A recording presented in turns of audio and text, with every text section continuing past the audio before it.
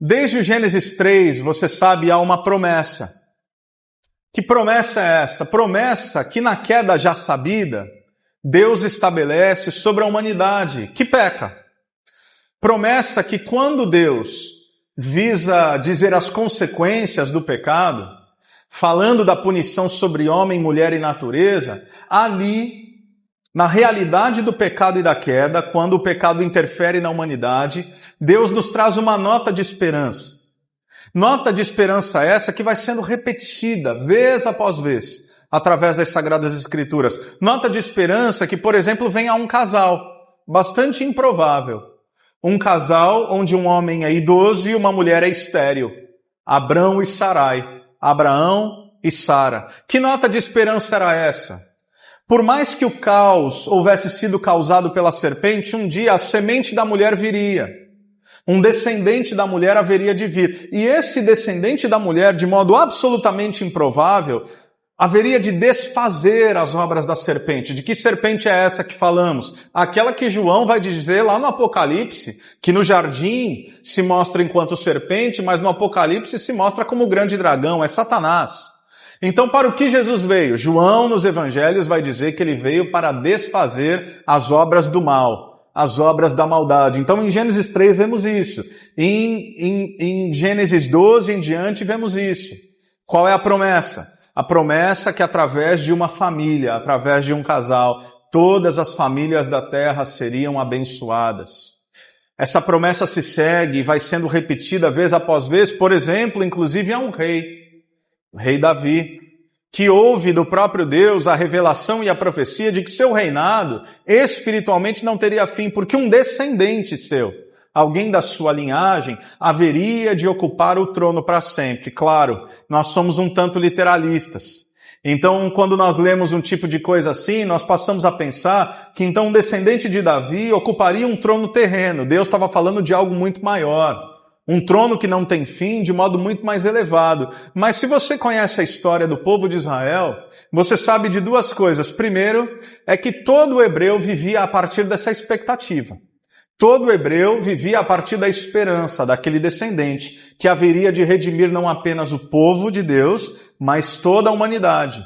Mas você também sabe que esse povo de Deus, a nação de Israel, passa por guerras, passa por sofrimento, passa por dores, passa por exílio.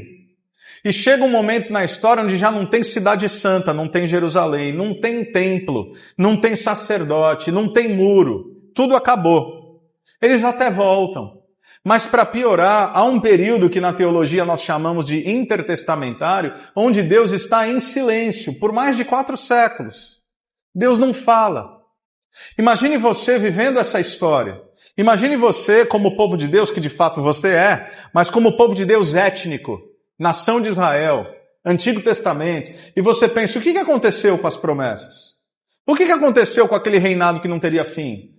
O que aconteceu com o ungido de Deus e com aquela semente, a linhagem de Davi que não veio? O que aconteceu com todas as famílias da terra sendo abençoadas por aquele que Deus haveria de enviar? O que aconteceu com a promessa de Gênesis 3? Porque nós temos vivido desde o jardim com esse desejo de voltar para esse lugar de comunhão plena com Deus. O que aconteceu? Porque parece que deu tudo errado.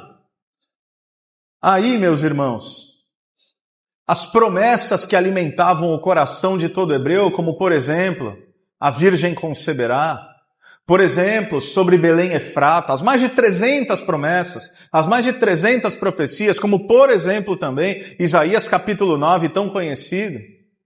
Um menino nos nasceu, um filho nos foi dado, e o governo estará sobre seus ombros.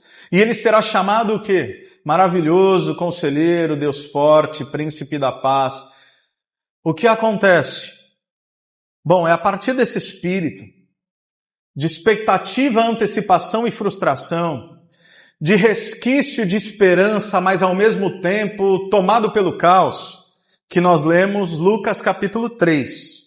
Começo nos versículos 1 e 2, que dizem assim, se você puder me acompanhar, leio na Nova Versão Internacional, Lucas 3, versículos 1 e 2. O texto diz, no 15º ano, no reinado de Tibério César, quando Pôncio Pilatos era governador da Judéia, Herodes, tetrarca da Galileia, Seu irmão Filipe, tetrarca da Itureia e Traconites, e Lisânias, tetrarca de Abilene. Anás e Caifás exerciam o sumo sacerdócio. Foi nesse ano que veio a palavra do Senhor a João, filho de Zacarias, no deserto. Mas, Diego, que tanto de nome é esse? Que jeito de começar uma mensagem de Natal, que loucura é essa? Aguenta comigo que vai fazer sentido. Saiba que Lucas, obviamente inspirado por Deus, Lucas o evangelista, também é historiador. Ele que é o autor lá daquilo que na antiguidade chamavam de Lucas volume 2, que é o livro dos Atos dos Apóstolos.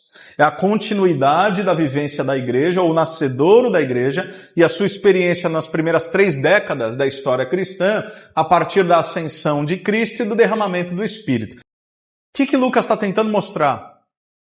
Deus não falava há séculos. A esperança havia quase perdido o seu lugar.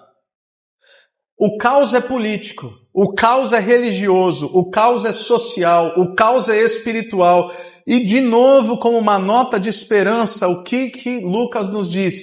A palavra de Deus veio a João. Sabe o que ele está dizendo, meus irmãos? Deus abriu a boca de novo.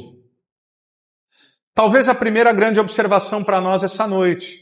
Eu não sei como você interpreta a vida, o seu momento da história, o momento do Brasil, o momento do mundo, eu não sei e cabe apenas a você. Mas eu acho que independente de qual seja as suas concepções, sua cosmovisão, eu não acho que você pensa que esse mundo é muito justo.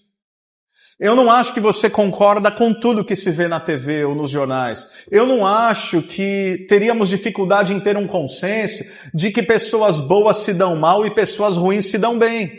E isso não é novo. Há salmos sobre isso. Por que os ímpios prosperam? Às vezes não dá essa impressão. Por que gente inocente morre? E por inocente aqui eu não estou fazendo uma constatação bíblico-teológica, porque nós sabemos que não há ninguém inocente, nenhum justo, mas parece que coisa boa acontece com gente ruim e coisa ruim acontece com gente boa, e parece que o mundo não é justo. Mas às vezes parece que ele é mais caótico que o normal. Às vezes parece que os governantes dessa terra, seja da cidade, do estado, do país, do mundo, seja o que você quiser apontar, parece que eles não estão muito preocupados com o povo, parece que eles não estão muito preocupados com a justiça, e parece que Deus até perdeu o controle, mas o texto está nos lembrando aqui que é no meio do caos, meus irmãos, no meio do caos político, no meio do caos social, no meio do caos religioso, porque inclusive há aqueles que são líderes espirituais e arrogam para si a pecha de serem boca de Deus, que também não parecem que falam coisas muito de Deus por aí. Então é caos de todo tipo, é nesse ambiente que Deus opera. Ou seja, não importa quem está no trono, não importa quem tem o cetro, não importa quem tem a caneta. Vou falar porque vocês sabem o que eu estou pensando. Não importa se é Bolsonaro, não importa se é Lula, não importa a sua preferência, não importa se é Biden, se é Trump, se é Macron, não importa. O que realmente importa, e não estou dizendo que essas coisas não sejam importantes, mas o que eu estou dizendo é que realmente importa é que o Cordeiro de Deus continua sentado no trono e governando a história, meus irmãos. Isso é o que nos dá a esperança. A nossa esperança não está em governos e poderes transitórios. A nossa esperança está aqui, num Deus que fala em meio ao caos. É isso que Lucas está dizendo.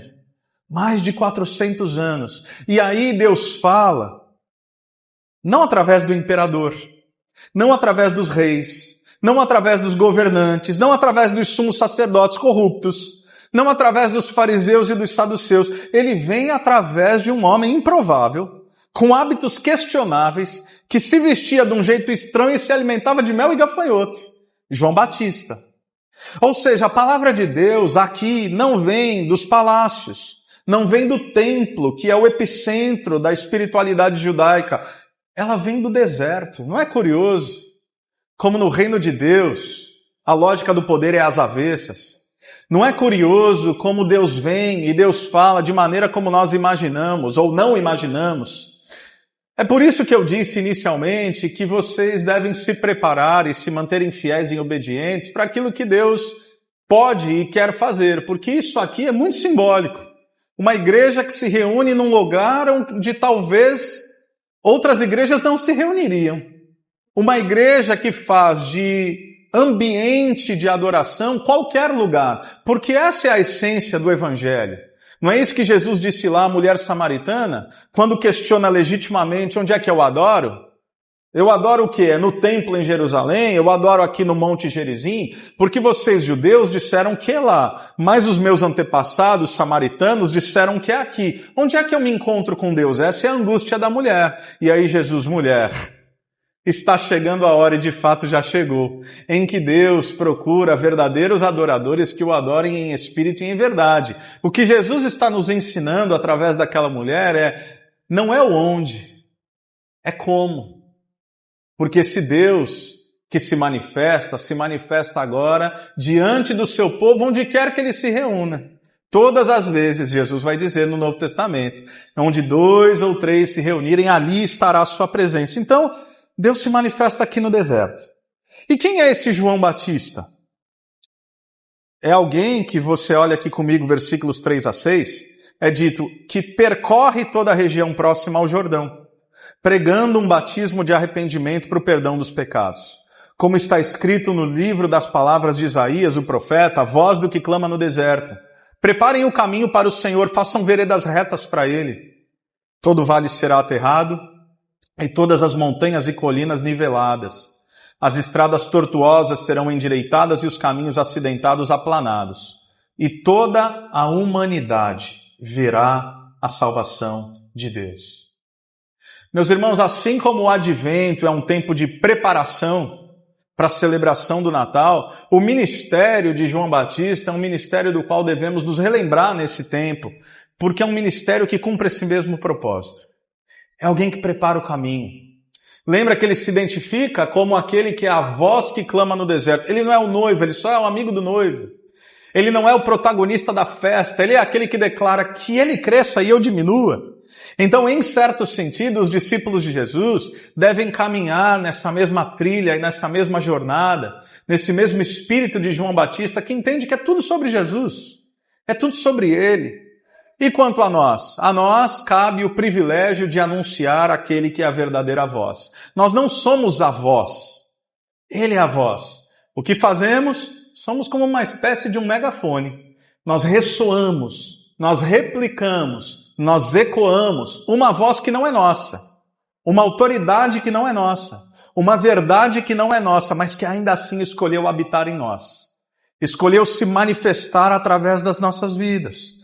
João 3, versículos 28 a 30, diz que vocês mesmos são testemunhas do que eu disse. Eu não sou o Cristo, eu sou aquele que foi enviado adiante dele. A noiva pertence ao noivo, o amigo que presta serviço ao noivo e que o atende e o ouve, enche-se de alegria quando ouve a voz do noivo. Essa é a minha alegria que agora se completa. É necessário que ele cresça e que eu diminua. João Batista é aquele que tem o privilégio de ver aquilo que os profetas do Antigo Testamento apenas sonharam. Não por acaso Jesus vai dizer que ele é o maior dentre todos os nascidos de mulher. Por quê? Porque os profetas do Antigo Testamento, nessas mais de 300 profecias que eu citei inicialmente, eles falavam de algo que eles estavam tateando, que era nebuloso, que haveria de vir. Mas João Batista não apenas anuncia que o Deus menino viria, não apenas anuncia que Deus invadiria a história, mas ele tem o privilégio de, enquanto pregava o arrependimento e as boas novas, olhar para o lado e dizer: eis o Cordeiro de Deus que tira o pecado do mundo. Foi dele que eu falei. É ele que vocês devem seguir agora. De modo que alguns discípulos de João Batista abandonam João Batista para seguir Jesus. Ou seja, colocando à prova se o discurso dele era de fato conceitual ou verdadeiro. Será que João Batista de fato está preocupado consigo mesmo, com seu ministério e notoriedade? Ou isso é verdade, que ele quer que Jesus cresça? E a verdade é que quando discípulos de João Batista abandonam João Batista para seguir Jesus, João Batista é questionado: e agora? Ele fala: e agora é isso mesmo. Agora meu caminho foi preparado. Agora a minha alegria é poder ver aquilo que está acontecendo a partir dele. Sigam ele. João dizia às multidões, versículo 7, que saíam para serem batizadas por ele, raça de víboras. Quem lhes deu a ideia de fugir da ira que se aproxima? Tá aí um bom jeito de plantar a igreja, viu, Tiago? Imagina, uma série de sermão, raça de víboras. Acho que o pessoal se sentiria bastante atraído por uma mensagem como essa. É claro que não. E a mensagem do Evangelho nunca foi popular, meus irmãos. O desafio de uma igreja saudável não é ser... Meu Deus, como é que eu vou definir em palavras adequadas? O desafio é sermos fiéis nesse Evangelho que é imutável e contextualizar esse Evangelho a uma cultura em constante mutação. O nosso desafio não é nem descambar para um amor condescendente que a tudo e todos acolhe de modo indiscriminado, porque isso seria condescendência. Isso seria uma farsa, isso seria um abandono ao espírito do Evangelho. De modo que também o outro extremo, de um legalismo ritualístico, que apenas revela a verdade sem um pingo de amor, esse também não é o Evangelho de Jesus Cristo. Então a minha oração sincera é que vocês tenham uma capacidade de pregar o Evangelho, tal como é dito sobre Jesus em João capítulo 1, cheio de graça e cheio de verdade. Cheio de graça, cheio de verdade. Cheio de amor, amor que acolhe, amor que exorta, amor que fala a verdade. Porque amor sem verdade é mera condescendência. Verdade sem amor é mera crueldade. Nenhum dos dois carrega o espírito do Evangelho. João Batista, como alguém que tinha que preparar o caminho, trazia a dureza do coração daqueles homens que, de fato, haviam pervertido aquilo que é a essência da palavra de Deus revelada. Ele diz: quem lhes deu a ideia de fugir da ira que se aproxima? Deem frutos que mostrem o arrependimento. E não comecem a dizer a si mesmos: Abraão é nosso pai, pois eu lhes digo que dessas pedras Deus pode fazer surgir filhos a Abraão. O machado já está posto à raiz das árvores, e toda árvore que não der bom fruto será cortada e lançada ao fogo. Meus irmãos, o Evangelho não é mais uma religião possível. Não se trata de tornar pessoas ruins um pouco melhores. Não vai rolar. Essa não é a proposta do Evangelho. Não é como, por exemplo, já ouvi várias vezes, de pessoas muito bem intencionadas: pastor, eu tenho falado para o meu filho, eu quero que ele vá lá na igreja de vocês, porque ele precisa de uma religião. Eu falo: não faça essa crueldade com seu filho. Não é uma religião que vai salvá-lo. Uma religião destituída de Jesus vai adoecê-lo, vai piorá-lo. Porque vai fazer com que alguém não salvo passe pela ilusão de agora, por ser familiarizado com a religião e a espiritualidade dos homens, se tornou um pouco melhor. E agora, achando que Deus está do lado dele quando não está, porque ele continua morto espiritualmente, ele vai se achar mais virtuoso e moralmente elevado, se tornando alguém profundamente judicioso e legalista diante do seu próximo. Então a religião dos homens não salva ninguém, não ajuda ninguém. É por isso que o Evangelho não tem absolutamente nada a ver com a religiosidade humana. O Evangelho não é me siga para melhorar um pouco. O Evangelho é morra e então nasça de novo pelo Espírito. O Evangelho é morte. Todo aquele que quiser vir após mim, negue-se a si mesmo, tome sua cruz e então me siga. Portanto, essa mensagem de João Batista, que há de ser repetida por Cristo: arrependam-se. A ideia da metanoia, mudança de mente, que obviamente gerará mudança de atitude, mas primeiramente é uma mudança da consciência. Perceba que caminhar com Cristo é enxergar as coisas de modo completamente distinto como eu enxergava antes dele. A mim mesmo, ao meu próximo, a Deus, tudo ao meu redor. É por isso que a palavra de Jesus a Nicodemos diz respeito a nascer de novo, a um novo nascimento, a uma nova consciência. É por isso que Paulo vai nos explicar isso melhor quando ele escreve aos Romanos, capítulo 12. Um texto que talvez alguns de vocês conheçam, quando ele fala que para nós experimentarmos a boa, perfeita e agradável vontade do Senhor, primeiramente nós não podemos nos amoldar ao padrão desse mundo. Alguns irmãos, quem sabe, mais antigos e habituados com versões mais antigas da Bíblia, ela dizia assim: não vos conformeis. É a mesma ideia. Não entrem no molde, não se amoldem, não vos conformeis, não entrem na forma. desse mundo, porque o mundo tem um jeito de viver, o mundo tem um jeito de existir, o mundo tem um ethos, o mundo tem um caráter, o mundo tem uma cultura, o mundo tem uma troca. Não se amoldem ao padrão desse mundo, mas sejam renovados, transformados, na verdade, pela renovação da sua mente. Para quê? Para que possam provar, experimentar a boa, perfeita e agradável vontade do Senhor. Este é o culto, perceba as expressões, o culto racional de vocês. Há culto, há adoração, mas há consciência transformada. É isso que João está dizendo. E a salvação verdadeira, ela traz aquilo que a palavra de Deus chama de frutos. Frutos que são a sinalização de um arrependimento verdadeiro. Então não é Jesus o líder da minha religião. É Jesus, o Senhor da minha vida, o Senhor da minha história. Meus irmãos, Jesus é Senhor do seu casamento, se você for casado. Jesus é Senhor das suas finanças. Jesus é Senhor dos seus estudos, é Senhor dos seus filhos, é Senhor do seu trabalho, é Senhor do seu lazer. Há uma citação clássica de Abraham Kuyper, um teólogo holandês, que dizia: não há nenhum centímetro quadrado em toda a existência ao qual Cristo, que é Senhor e soberano sobre tudo, não clame é meu. Em outras palavras, cada área das nossas vidas pertencem a Jesus Cristo. Não há nada em nossa existência que não esteja abaixo do seu governo.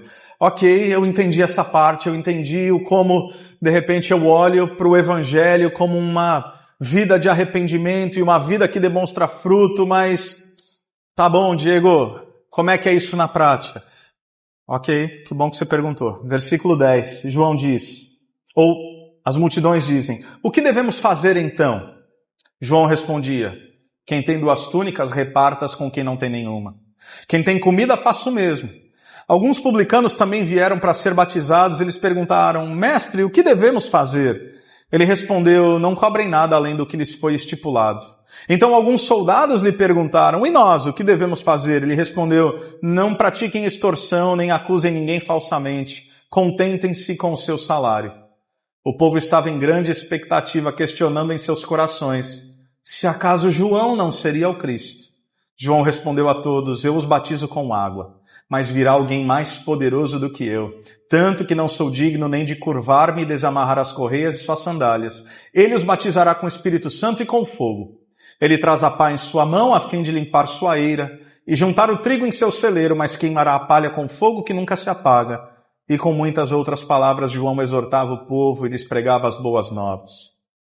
Quando nós ouvimos o Evangelho, e isso não é apenas no momento da nossa conversão, mas cada vez que ouvimos o Evangelho, como agora, a pergunta que nós devemos nos fazer a nós mesmos é: o que eu faço? Nós aprendemos com um professor muito querido que quando nós lemos a Bíblia, missiólogo Michael Gorin, nós não apenas devemos nos perguntar o que o texto quer dizer, mas a grande pergunta é: o que o texto quer fazer? Se não, você vai avaliar um culto como esse a partir da minha retórica, a partir da estética do ambiente, a partir da capacidade do pregador ou do líder de louvor de comunicar aquilo que lhe era proposto e, portanto, dizer se o culto foi bom, médio ou ruim. Se foi bom, depois você pode me falar. Se foi ruim, você fala para o Tiago. Aí, pelo menos, você me faz essa delicadeza, como diria Ariano Suassuna. Se é para falar mal de alguém, espere a pessoa sair primeiro, fale pelas costas, não fale pela frente. Brincadeira à parte, é assim que às vezes avaliamos cultos.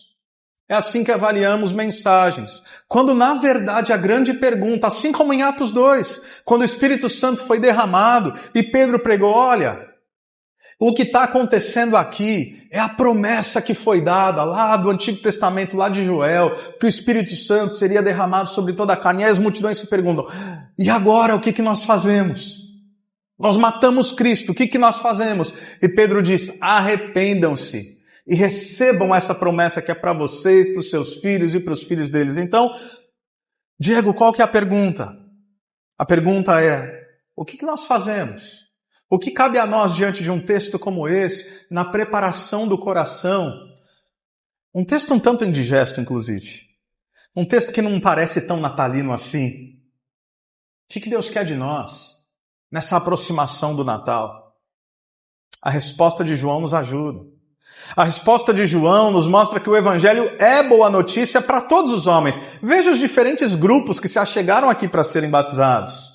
Veja que publicanos chegaram, que soldados chegaram, que religiosos chegaram. Ou seja, a primeira constatação é que o Evangelho é boa notícia para o pobre, para o rico, para o homem, para a mulher, para o cobrador de impostos, para os soldados. Todos iam ao deserto para ouvir o que Deus falava através desse homem. Pessoas consagrando suas vidas a um novo estilo de vida. E esse Evangelho demanda uma resposta. O que faremos? Uma outra coisa que aprendemos com esse professor é que a fé, meus irmãos, não é uma questão de foro íntimo. Vivemos em uma sociedade onde tudo bem ser cristão, mas não está tudo bem dizer-se cristão. Tudo bem, você tem fé, guarde sua fé para você. Não traga ela para essa empresa. Não traga ela para essa faculdade. Não traga a sua fé para misturar com seus estudos. Não é essa a voz da cultura?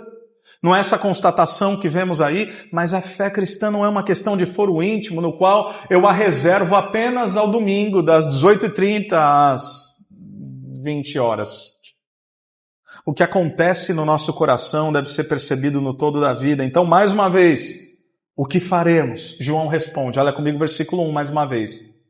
Quem tem 2 túnicas, reparta-as com quem não tem nenhuma. E quem tem comida, faça o mesmo. Tá aí. Uma boa meta para o Natal. O que João está dizendo?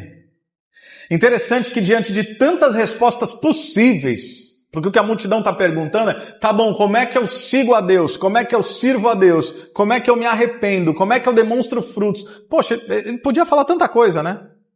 Ele podia falar, decora uns versículos. Vai no culto. O caso dele é, vai no templo. Vai na sinagoga.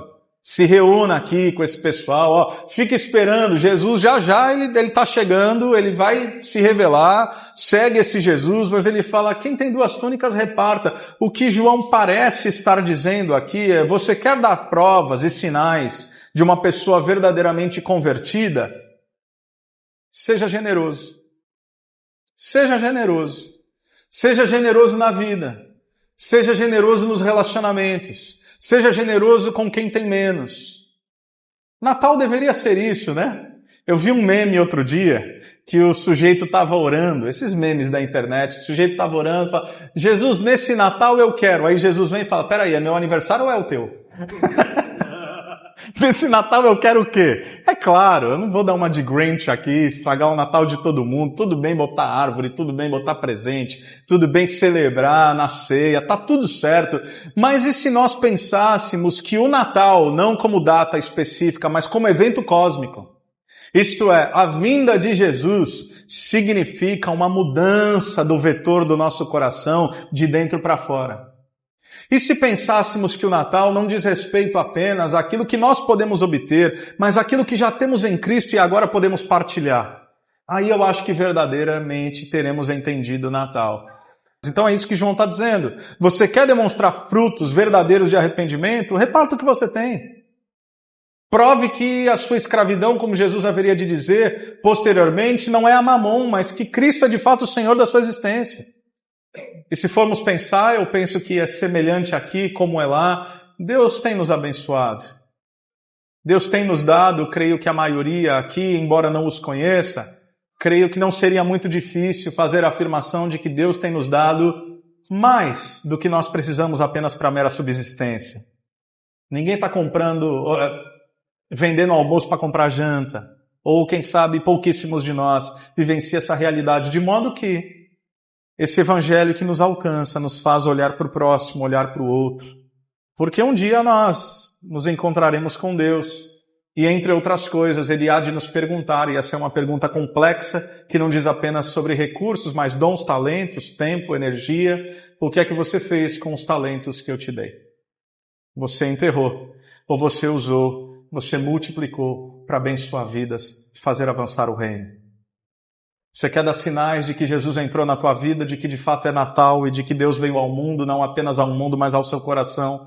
Bom, um sinal inequívoco é que nós nos tornamos pessoas generosas na vida. Em segundo lugar, Alguns publicanos também vieram para serem batizados e eles perguntaram: mestre, o que nós devemos fazer?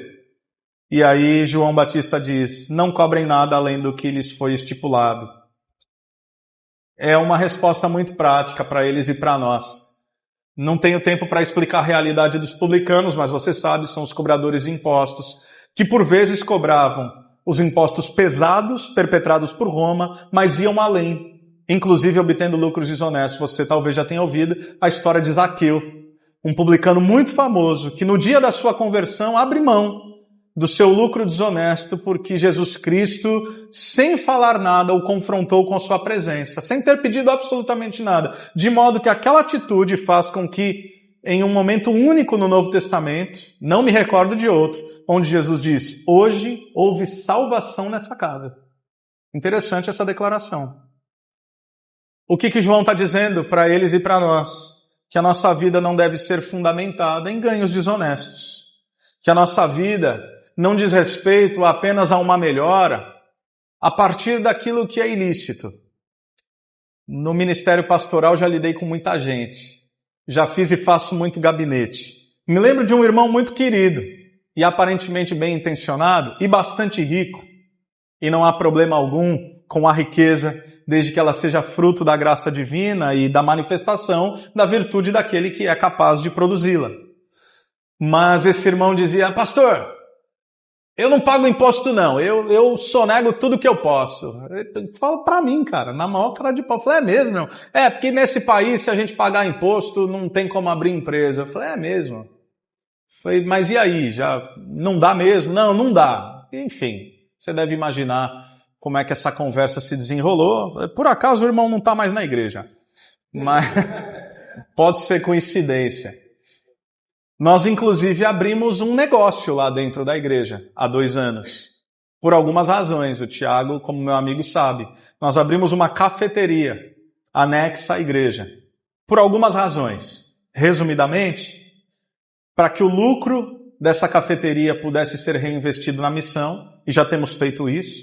Já temos adotado missionários, financeiramente falando, para que nós pudéssemos ter um ambiente missional, é o que nós chamamos de empreendimentos missionais. Como é que nós podemos fazer negócios, ter um ambiente sustentável, lucrativo e ainda assim um ambiente onde o evangelho é proclamado, mas também para sentir as dores do empresário e do empreendedor e provar que é possível fazer um negócio absolutamente lícito, sustentável, lucrativo e honroso ao reino de Deus. Pela graça de Deus e para a glória dele, tudo isso já foi alcançado. É possível. É possível, quem sabe, às vezes, viver com um pouco menos. Mas é possível. E aí alguns soldados vêm e se perguntam: e nós, o que devemos fazer? E ele respondeu: não pratiquem extorsão, nem acusem ninguém falsamente. Contentem-se com o seu salário. Eu poderia falar muito aqui e até repetir alguns dos conceitos que eu falei, mas eu acho que o que João está nos ensinando é que nós precisamos exercer autoridade com responsabilidade. Não nos aproveitarmos da fragilidade do nosso próximo, mas, certamente, viver sinalizando as virtudes do reino de Deus. Não é interessante que Paulo, escrevendo a Timóteo, vai dizer que piedade com contentamento é grande fonte de lucro? Não é interessante que o mesmo Paulo, escrevendo aos cristãos em Filipos, ele vai dizer: eu aprendi o segredo, perceba, há uma intencionalidade e um mistério. Eu aprendi o segredo de estar contente em toda e qualquer situação, tendo muito ou tendo pouco, na fartura ou na escassez. Por quê? Um versículo bastante interpretado de modo equivocado. Por quê? Porque eu posso todas as coisas naquele que me fortalece. Então eu vou dar uma promessa assim, né? Final de ano, então como se fosse assim um ambiente pentecostal, Tiago, você me permite? Você vai tomar posse de uma promessa agora, amém? Então eu vou falar, você vai, não, amém. Você pode todas as coisas em quem te fortalece, amém, meus irmãos? Então você pode passar dificuldade. Você pode passar por escassez. Você pode derramar lágrimas, amém, meus irmãos? Pronto. Então você não vai mais esquecer disso. Assim como você pode viver grandes alegrias, vitórias e celebrações. Por quê? Porque a nossa felicidade como discípulos de Jesus não está nas circunstâncias, mas naquele que fundamenta a nossa vida. Aí sim, nós podemos declarar que é nesse Deus que nós cremos. E é isso que João está dizendo. Cristianismo, reverendo Hernandes Dias Lopes, diz que cristianismo que não se associa com integridade é um falso cristianismo. Ou seja, o que é o Natal, meus irmãos? Como preparação do coração à luz desse texto, não é mera adequação moral. Não é ser um pouco mais bonzinho, não é dar esmola aos pobres tão somente, não é apenas me tornar um pouco generoso para aliviar a minha própria consciência culpada daquilo que faço, pensando que aquilo que faço está para além do olhar de Deus. Acima de tudo, é olhar para aquele que governa com graça, com misericórdia e com justiça e dizer, eu sou como ele. Eu sou como aquele que vem. Eu sou um pequeno Cristo. Eu sou alguém que, por ter sido visitado pelos valores do reino, agora posso manifestar essas mesmas virtudes. Um reino de paz, de alegria e de justiça para todos os homens. Agora, Deus, me use pelo Teu Espírito Santo, à luz de Cristo, para que eu faça diferença no mundo. Aí nós entendemos. Para que o Natal existe? Por que Deus veio? Sim, para nos perdoar dos pecados, sim, para nos redimir dos nossos delitos, sim, para nos unir com Ele e retirar toda a inimizade que havia entre nós e o próprio Deus, mas acima de tudo, Paulo diria, para que Cristo seja formado em nós. Para que eu seja cada vez menos Adão e cada vez mais como Cristo. Não pela força do meu mérito, não pela força do meu braço, mas pelo Espírito Santo e pelo Evangelho que em mim atua. Encerro com uma história. Talvez você já tenha ouvido a história dos irmãos moravianos, que por cerca de 100 anos se propuseram enquanto povo a um tempo de oração. E coisas maravilhosas aconteceram ao longo desse século, enquanto os irmãos oravam e buscavam a Deus, fazendo uma oração simples. Deus, como é que o Senhor quer usar a minha vida? Aliás, eu proponho essa oração simples para todos nós. Deus, como é que o Senhor quer usar a minha vida? Nesse novo ano que se aproxima, 2025, o que o Senhor quer fazer na minha vida, na minha família, na minha igreja? Milagres no que diz respeito à missão aconteceram. Missionários foram enviados, igrejas foram plantadas. Mas há uma história que mexe particularmente comigo. História de 2 jovens de cerca de 20 anos de idade. Conta-se que esses jovens ouviram falar de uma ilha ao leste da Índia, com cerca de 3.000 escravos à época, no qual o senhor desses escravos era um britânico ateu. E descobrindo como se comunicar com aquele senhor, eles perguntaram, meu senhor, será que nós podemos fazer uma visita a essa ilha que era fechada ao mundo? E ele disse, para quê? E eles falaram, porque nós queremos levar boas notícias, nós queremos levar o Evangelho. E aquele homem ateu, agricultor, senhor de escravos, disse, de maneira alguma. Nenhum cristão ou clérigo jamais pisou nas minhas terras, enquanto eu assim estiver vivo, jamais pisará. E eles voltaram a orar, pedindo estratégia de Deus e se perguntando, puxa vida, agora há um peso, 3.000 pessoas que talvez nunca ouviram e nunca ouvirão o Evangelho de Jesus Cristo, nunca ouviram e nunca ouvirão que Deus os ama. O que nós fazemos diante disso? Eles oraram e eles tiveram uma ideia maluca. Eles escreveram novamente para aquele homem e falam, você nos aceitaria se fôssemos não como visitantes, mas como escravos pela vida? Aquele homem disse, aceito, mas eu não vou pagar nem o transporte para vocês chegarem. Com o dinheiro da venda da sua própria vida, eles pagaram seu transporte. E é chegado o dia onde, diante de um cais, com toda a sua família reunida, enquanto eles entram no barco, e o barco começa a se afastar daquele cais, eles começam a se despedir. Você pode imaginar o momento pai, mãe, primos, tios, amigos, familiares, que tentaram dissuadi-los. Será que não há uma outra maneira de vocês pregarem o evangelho? Será que não há um outro lugar? Será que não há uma outra estratégia? Vocês têm 20 anos de idade, provavelmente nós nunca mais os veremos. E irredutíveis, eles entram naquele barco, aquele barco começa a se afastar. E diante das lágrimas dos jovens, dos seus familiares e dos seus amigos, a história diz que eles levantam os braços e gritam, bradam em alta voz: ao Cordeiro que foi imolado desde a fundação do mundo, a Ele que nossas vidas sejam uma recompensa pelo seu sacrifício. Meus irmãos, o que é o Natal? É a plena entrega. É o sacrifício perfeito. Como o Natal se manifesta nas nossas vidas? Com essa mesma oração. Deus, que nessa expectativa e antecipação da chegada do Natal, que o Senhor nos relembre o sacrifício que o Senhor fez e que nossas vidas sejam verdadeiras recompensas ao seu sacrifício feito naquela cruz. Que as nossas vidas, meus irmãos, possam manifestar, possam sinalizar as virtudes do reino de Deus. Sejam publicanos, sejam soldados, sejam fariseus, sejam saduceus, todo tipo de gente, o evangelho é a todos. E agora, o que Deus nos diz? Que nós temos que abandonar tudo e pregar o evangelho em um outro lugar? Muito provavelmente não, embora para isso Deus chama alguns. Mas isso significa não necessariamente deixar de ser um soldado, não necessariamente deixar de fazer o que você já faz, mas ser um sinal do reino de Deus, onde Deus já te plantou. Você não precisa de um chamado. Deus já te chamou. Deus já te colocou no lugar de atuação que Ele deseja. Portanto, que assim como esses homens e assim como essa mensagem de João Batista, nós possamos ecoar como verdadeiros discípulos de Jesus Cristo a recompensa do sacrifício dele. Deus te abençoe, em nome de Jesus. Vamos orar?